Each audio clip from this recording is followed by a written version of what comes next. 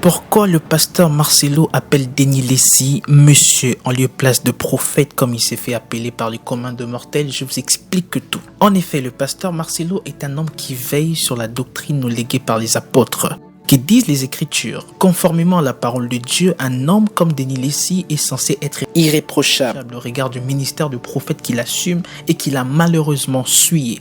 1 Timothée 3, versets 1 à 7, la Bible dit: cette parole est certaine, si quelqu'un aspire à la charge d'évêque, il désire une œuvre excellente. Il faut donc que l'évêque soit irréprochable, mari d'une seule femme, sobre, modéré, réglé dans sa conduite, hospitalier, propre à l'enseignement. Il faut qu'il ne soit ni adonné au vin, ni violent, mais indulgent, pacifique, désintéressé. Il faut qu'il dirige bien sa propre maison et qu'il tienne ses enfants dans la soumission et dans une parfaite honnêteté. Car si quelqu'un ne sait pas diriger sa propre maison, comment prendra-t-il soin de l'œuvre de Dieu?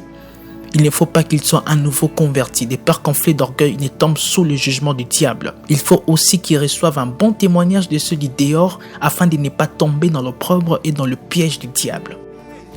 Vous comprendrez avec moi que M. Denis Lacy a brisé tous ses principes et est devenu un objet de scandale pour l'église corps du Christ, une honte pour le royaume de Dieu.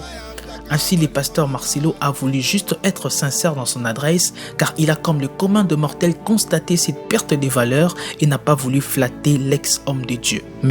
Denis Lacy. Mais le pasteur Marcelo ne s'est pas arrêté là. Il a demandé que nous puissions prier pour lui afin que Dieu le restaure car le Seigneur le souhaite vivement. Enfin, pourquoi le pasteur Marcelo a dit « Par la grâce de Dieu, je pardonne » ? Car au regard du tort lui causé par Denis Lacy, un usage de diffamation à outrance, la douleur était intense dans le cœur du pasteur. Ainsi, il a reconnu qu'arriver à pardonner ces types d'accusations mensongères est une force qui émane du Saint-Esprit.